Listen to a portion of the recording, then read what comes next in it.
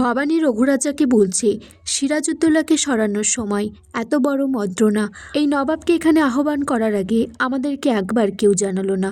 তখন রঘুরাজা বলছে, ভবানী মা একবার পুরোটা শুনেনি। রঘুরাজা গোড়া সাহেবকে বলছে, ব্যবসা বাণিজ্য হলে দেশের আর দশেরই উন্নতি হবে। ভবানী তখন বলছে, নাটোর সর্বদাই উন্নতির পক্ষে। গোড়া সাহেব তখন বলছে, আমাদের সুবিধা অসুবিধা যে দেখবে না তাহাদের কপালে কিন্তু বহুত দুঃখ আছে। গোড়া সাহেব তখন ভবানীকে বলছে, নাটোরের রাজরানী ভবানী, একটা কথা মনে রাখিবেন, বাংলার নবাব এখন আমরা, পুরো ভারতবর্ষ জুড়ে আমাদেরই রাজত্ব চলিবে। তখন সেখান থেকে গোড়া সাহেবে চলে গেলে ভবানী বলছে, আমি ভালোই আজ করতে পেরেছিলাম, কিছু একটা ঘটবে। আপনারা সবাই মিলে রামপ্রসাদ সাধকের কথা মানেননি, কিন্তু আসল শত্রুকে আমরা চিনতে পারিনি। দয়ারাম তখন বলছে, কোথাকার কোন সাহেব এসে এইভাবে শাসিয়ে গেল। ভবানী বলছে, আমার প্রশ্ন অন্য, এই বেলা ব্রাহ্মণ পণ্ডিতরা কোথায়?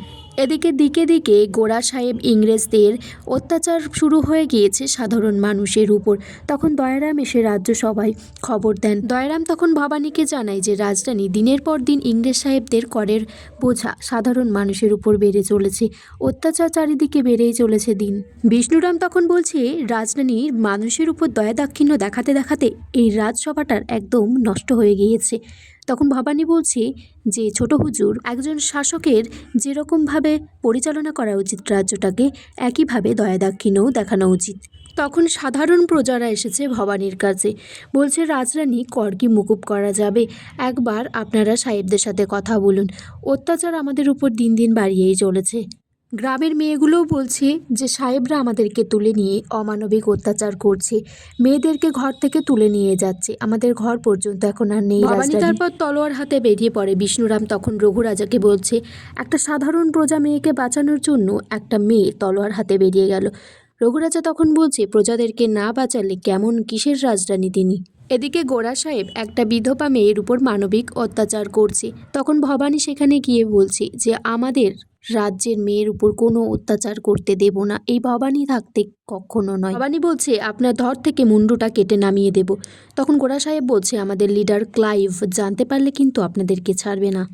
এরপর তরোয়াল দিয়ে যুদ্ধ লেগে যায় রানী ভবানীর সাথে গোড়া সাহেবদের।